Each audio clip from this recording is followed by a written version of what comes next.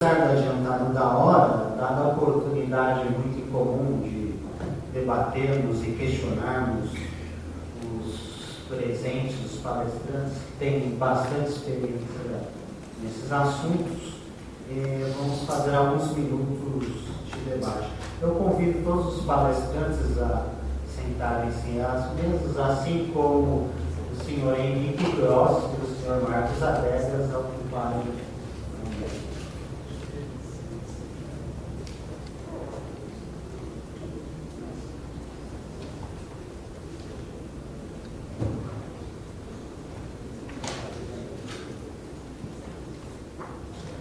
Pedimos que o interessado em se manifestar informe seu nome e entidade ao qual pertence.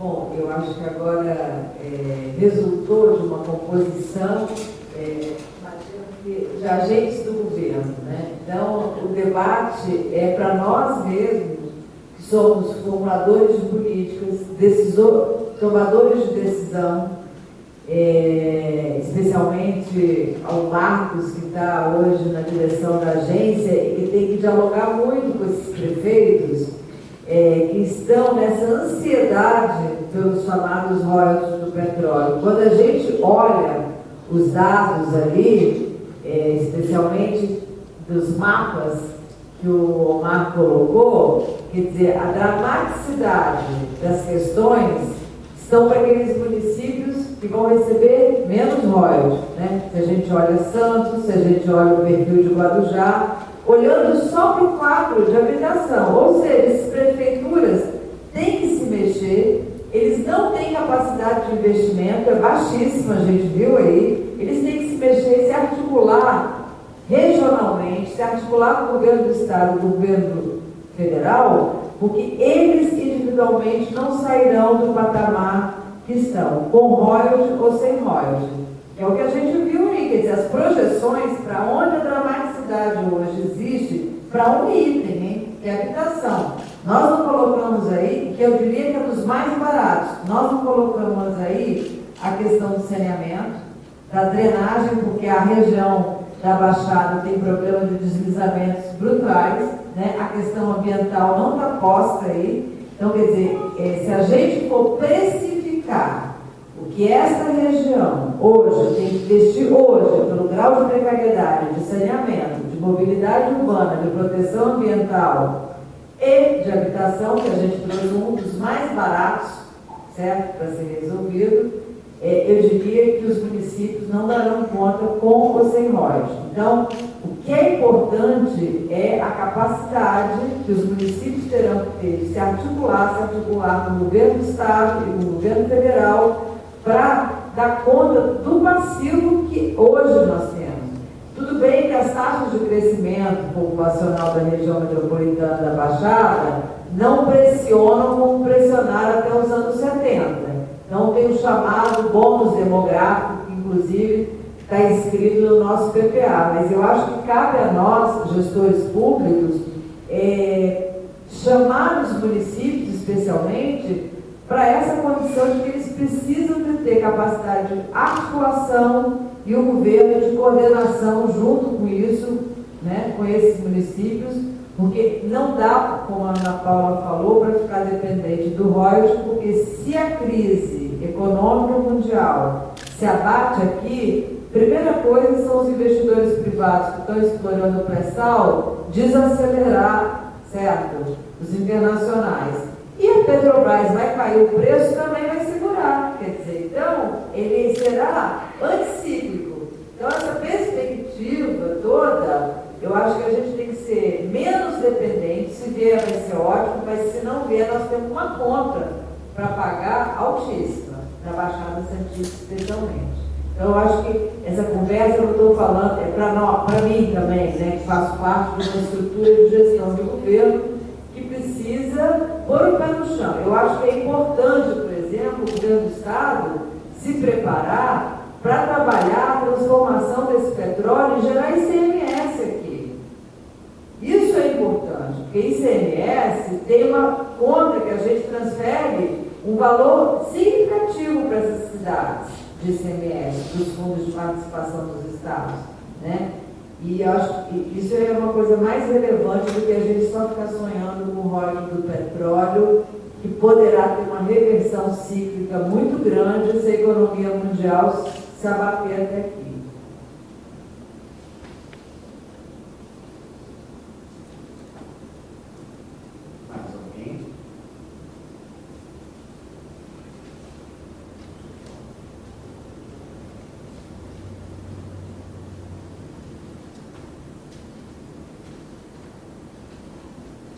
Só acrescentando a nossa colega, e realmente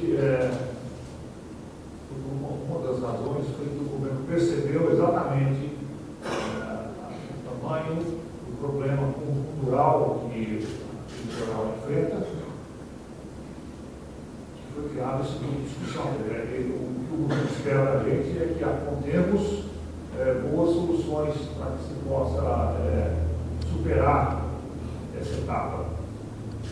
Lembrando sempre que eu tenho falado, 15 dias atrás, eu falei numa outra apresentação nossa, do alcance da abrangência da indústria do Estado de São Paulo para apoio às atividades de exploração do petróleo, quer sejam extrações fixas, ou quer seja o petróleo, ou navais, ou mesmo de apoio. E vai dizer que o Estado de São Paulo, de uma certa forma, está preparado para atender essa indústria. Mas não está tão preparado assim, não está preparado para atender os serviços que demandarão. Porque uma vez instaladas as plataformas, iniciado o processo de exploração, a indústria já trabalhou. A indústria já fez a parte dela e vai continuar pelas plataformas seguintes.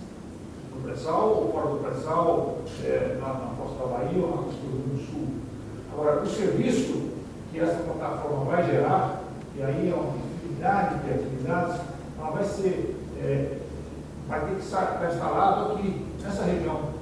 Então, esse é um pessoal que tem que ser treinado, é uma atividade que nós não temos conhecimento e especialidade, que vai ajudar também a desenvolver a região, vai ajudar a fazer os problemas, mas vai ajudar a desenvolver a região também. Então, por conta de todos esses enfoques que eu queria também lembrar que o Estado tem que estar muito atento para todos esses problemas.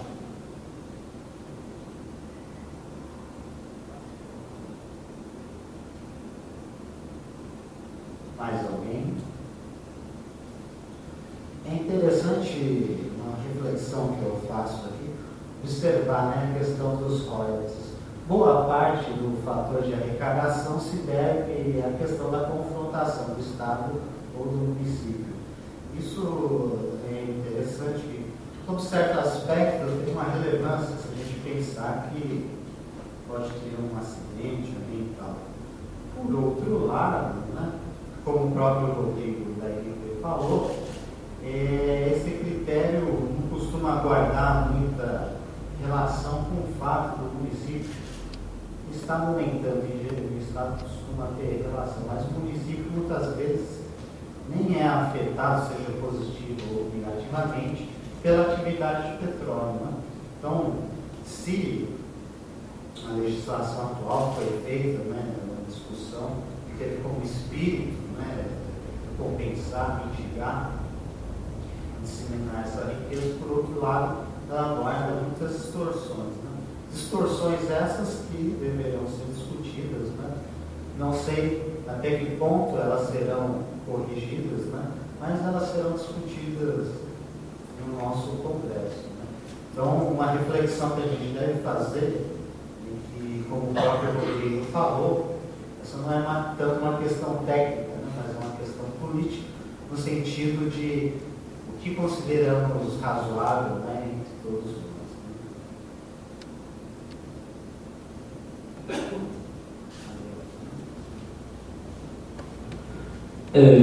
Dando prosseguimento aqui, foi dito agora na última fala, me preocupa também muito essa questão de você colocar a expectativa em relação aos royalties e ter toda uma lição de casa, uma carga a minimizar, que é bastante complicado, que a gente precisa realmente se articular nesse sentido.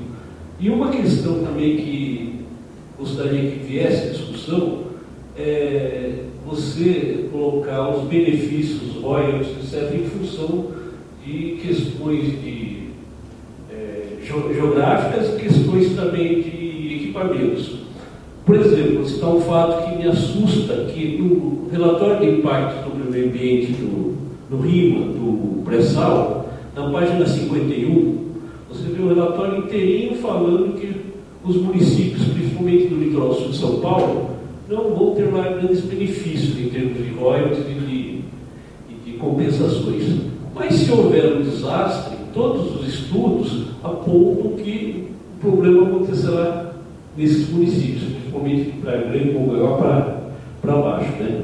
Por exemplo, é ali que vai encostar a mancha de óleo, se o desastre for no inverno, no verão, em qualquer época do ano. Então essas questões não estão sendo contempladas nas discussões e fazem parte do RIMA do pré-sal. É alguma coisa que me preocupa, que eu acho que deveria ser abordada também.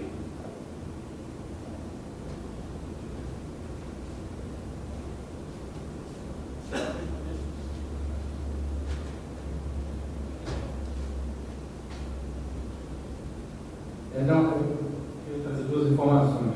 Vocês veem como que esse projeto de lei que foi aprovado, como ele continua misturando os conceitos. Então, me acompanhe. Para partir, ou seja, um novo regime, pré-sal em áreas estratégicas, o conceito prevalecente é o conceito de confrontação exclusivamente. Não tem área geoeconômica na partida. Royalties de 15%. Então, seja, os próximos contratos. Agora, no pós e no pré-sal vigente, ou seja, já contratado, já produzindo, tanto a parcela de 5 quanto a parcela acima de 5 vão incorporar as áreas geoeconômicas. Então, não vai ser exclusivamente o conceito de confrontação. E na seção onerosa, a seção onerosa foi esquecida. Não sei se vocês acabam. A seção onerosa são aqueles 5 bilhões que, digamos assim, a Petrobras comprou da União. A União, com esse recurso, aumentou a participação dela na própria Petrobras. Enfim, foi aquele regime, é um regime especial. E esse regime especial fazia referência à Lei 7990 para a parcela de 5 e a Lei do Petróleo para a parcela acima de 5. O projeto de lei do Senado não tratou do regime de a seção onerosa. Então nós vamos ficar com 4 regimes de distribuição de royalties distintos, com conceitos distintos. Por que eu estou lembrando isso? Já que eu estou num espaço político, eu me filio aqui a sugestões trazidas por ambos, a apresentação de vocês, que uma das tarefas importantes nesse processo, porque o projeto está tramitando, é isso, é fiscalizar ou acompanhar de perto esse conceito. Porque, eu repito assim, vamos só fazer uma pequena reflexão. Que lobby foi aquele que, em 1997, na Lei do Petróleo, atravessou uma regra mais concentradora? Em que momento ele apareceu? Porque ele tinha aparecido na virada da noite, como apareceu agora na virada da noite desse PLS 448. De repente apareceu uma nova regra de projeções que foi retirada em plenário. Ela não foi discutida com ninguém. Eles incorporaram aquela proposta da eleição lá, que foi apresentada. Então, isso é um ponto importante. É claro que os confrontantes vão querer que a confrontação seja um critério. Irmão vai desconhecer irmão, como diz a música do Paulinho da Viola. Contudo, então, é o momento mesmo de organizar politicamente para os conceitos de confrontação que não estão nos leads, né, das notícias. não estão visíveis. Essa discussão não está visível. Essa discussão acontece numa esfera de bastidor. E aí é o poder econômico falando alto junto, né, das relatorias. É uma coisa mesmo de xadrez da política. Então, acho que é uma tarefa importante acompanhar esse processo, porque isso não é um detalhe. Quando a gente está no nível municipal, a gente tem que lembrar isso. Não é um detalhe. Devido ao caso de Campos, chega a R$1 bilhão por conta de uma concentração. Se o parlamento achar que é isso, a gente só tem que fazer é distribuir. É um momento crucial. Fiquem atentos a esse processo de construção. Passar a palavra ao Romário e depois rapidinho, só do comentário do Fuji, depois da pergunta ali, da observação. Acho que o Rodrigo já adiantou, quer dizer, de fato é uma questão política, mas tem uma base técnica. E entender essa base técnica é fundamental, até porque no calor ali das decisões, se você apareceu essa proposta do dia para a noite, né, nesse último processo aí. Pode aparecer outra também, enfim, também da mesma maneira, e quem está ali discutindo tem que estar sabendo de todas essas bases para poder se posicionar a favor ou contra. Então, acho que essa questão é político, mas tem uma base técnica que tem que ser entendida, porque é com ela que vai se tomar, enfim, uma decisão. Hoje comentou, bom, o que seria uma solução aí mais simples, né, mais fácil? Eu acho que talvez naquela linha de definir previamente. Né? Por exemplo, se a gente tomasse como referência, mantendo o conceito de confrontação, mas confrontação com o quê? Por exemplo, em relação às bacias geológicas. Então, qualquer poço que estiver ou venha estar nessa bacia geológica, bacia de Santos, você já tem definido a priori quais são os estados confrontantes da bacia de Santos. Rio de Janeiro, São Paulo, Paraná, Santa Catarina. Para cima é a bacia de Santos, para baixo é a bacia de Pelotas. Bom, qualquer poço que tiver lá, a produção vai ser distribuída entre esses 4 estados, como proporcional à população. Eu estou pegando um critério só para que é fácil, seria fácil, mas enfim, isso é, digamos, uma sugestão que a gente até apresentou para a secretaria, mas a gente sabe que a realidade é um pouquinho mais complicada. O pessoal está na luta aí de bastidores, né?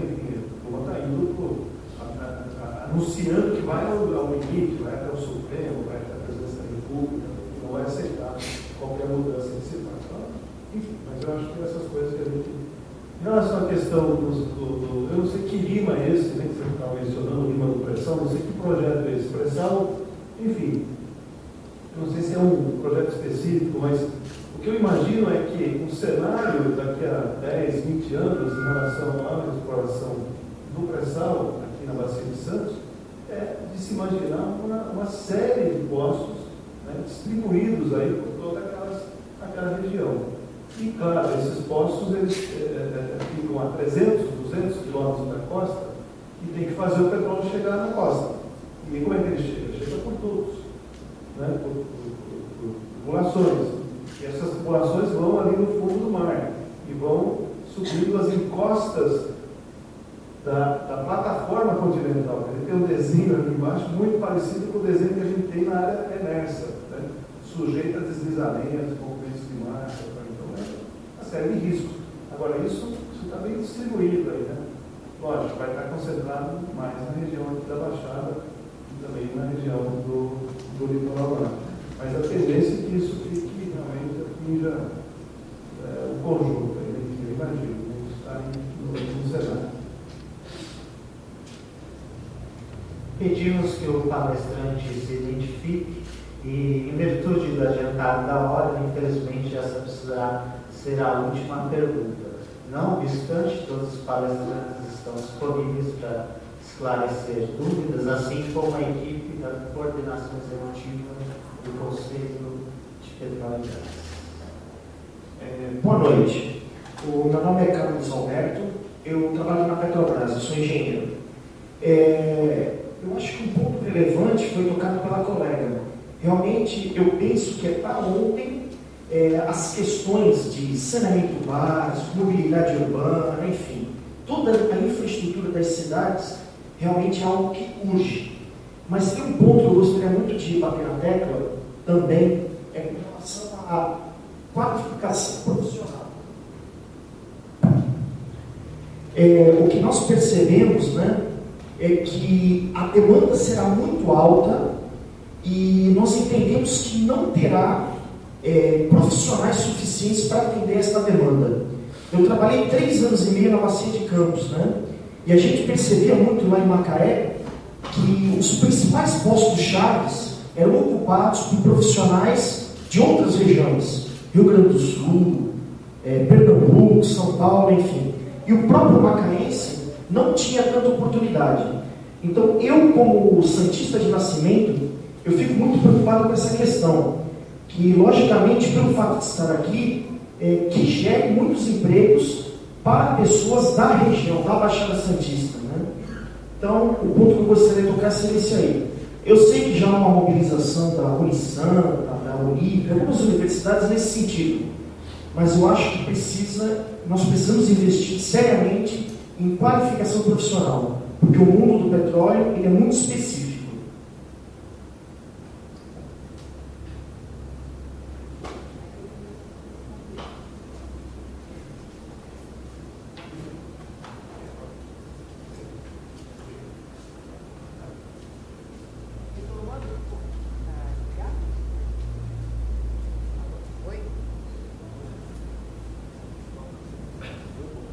Retomando um pouco a minha fala sobre o passivo, nós hoje, nessa questão que você está falando, nós não temos um déficit brutal. A economia brasileira cresceu, nós não temos analistas de sistema, certo? Para coisas básicas, quanto mais para o pré-sal. Então, quer dizer, esse gap que você está falando, ele já existe hoje sem pré-sal, assim como esse outro passivo que nós estamos falando. Hoje nós estamos importando, especialmente em São Paulo, na cidade de São Paulo, tem muitos serviços da 4ª geração, mão de obra do Chile, da Argentina, e agora europeia migrando para cá, né, espanhóis. Então, certamente, na área de petróleo, eu acho que nós não temos tempo para formar essa mão de obra se o ritmo de crescimento econômico brasileiro continuar como está agora. Não tem tempo. Então, nós vamos importar essa mão de obra, eu não tenho dúvida. Então, a cidade de Santos, a cidade de Macaé, a cidade de Presidente Kennedy, por aí vai, terá mão de obra qualificada, especializada de fora. Porque não é esse curso da USP que começou agora com 10 vagas, ou que vai começar, que vai criar um técnico especialista para operar áreas estratégicas do pré-sal. Primeiro que nós não temos nem conhecimento ainda sobre isso, né? Nós não temos know-how, nós vamos começar a ter explorando. Então a qualificação, hoje o sistema Paula Souza está enfrentando problemas de professor para formar pessoas em determinadas áreas da agroindústria paulista, para operar a máquina da agroindústria paulista, que é corriqueiro e que nós temos anos-luz de diferença em relação a outros estados, que dirá para o pré-sal, que é desconhecido a mão de obra que se precisa. Eu queria fazer um comentário, é um dos vetores do programa que o governo do Estado está conduzindo, a questão da qualificação da mão de obra. Não só pelo pré-sal que vem, como está vindo, mas pela economia, né, na verdade, por uma defasagem, uma dissincronia que foi vivenciada pelo Brasil, que há 20 anos, infelizmente, não experimentava um ritmo de crescimento dos quais a gente tem passado nos últimos anos aí.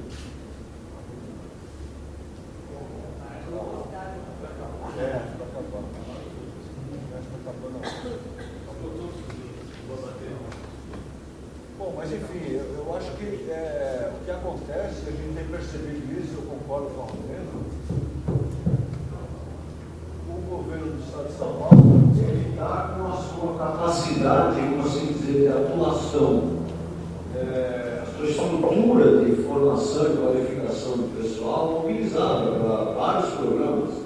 Está faltando gente na construção civil, está faltando gente, isso é bom por um lado, e ao mesmo tempo você tem uma taxa estrutural de desemprego. É um problema aí de nível cultural e formação da nossa gente, desde a pré-escola, um problema estrutural, mas maior. Lógico, uma rampa dessa de crescimento econômico, de demanda dos vetores de investimento desse porte, nós vamos perder oportunidades. Mas o processo está vindo. O próprio Paulo Souza, ele formatou, ele está com cursos específicos de qualificação básica para os empregados. Na verdade, muita gente está desempregado até por além de não ter a qualificação, ele não tem mínimos conceitos de cidadania para participar do emprego, de uma organização que se pretende funcional para algum tipo de atividade. Nós temos problemas desse tipo. Então, nós temos é o passivo. Esse é o passivo talvez o mais grave do Brasil, do Estado. Nós temos uma população à margem da modernidade, da vida que se quer cidadã e tal. Então, esse é o grande resgate. Agora, o setor de petróleo, é óbvio que ele tem oportunidades. O Paulo Souza tem uma excelência na formação de cursos técnicos. Já de um bom tempo houve uma articulação com os players do petróleo, Petrobras, inclusive. Foi elencado, quer dizer, a conclusão que se chegou é que o profissional para trabalhar nessa indústria, na média, no seu volume médio de absorção, ele precisa ser um profissional, independente da formação, bem formado. Essa é a história. O profissional bem formado, ele poderá sim ser lido nessa cadeia e aí ser treinado e ter a qualificação desejada no segundo momento. A gente já ouviu o gerente da Petrobras falando que ele não vai ter gente para operar a plataforma. Ele não consegue hoje ter 2 turnos numa plataforma porque o cara foi treinado lá e não quer largar para o outro e ele não sente segurança. Enfim, nós temos problemas, largamos agora. Está mobilizado, está correndo atrás. Vamos ver como a gente consegue chegar, essa é a questão. É um bom sinal, está tendo uma mobilização, parece que o pessoal acreditou, mas você não vence uma reposição dessa de uma hora para outra. Isso é gradual. Vamos ver. Acho que as coisas estão indo, não sei se na velocidade, na dimensão, mas estão indo. Tem dificuldade, inclusive, de arrumar professores. Encerramos assim os trabalhos do workshop sobre royalties e participações especiais no petróleo nos municípios de São Paulo. Lembramos que a equipe da coordenação executiva do Conselho de Petróleo, em particular nesse tema de participações governamentais, eu, Ricardo Fuji, Ricardo Cantarão, do Vídeo Ajara Campos, estão disponíveis para esclarecer dúvidas e dar orientações que se façam necessárias. Agradecemos a MP, ao IPT, a Implasa, a GEM e a ACS pelo apoio na organização deste evento. Aos que desejarem o certificado de participação, basta solicitar na recepção. Estamos oferecendo também um café, água e salgados, porque ninguém é de frango. Boa noite a todos, obrigado.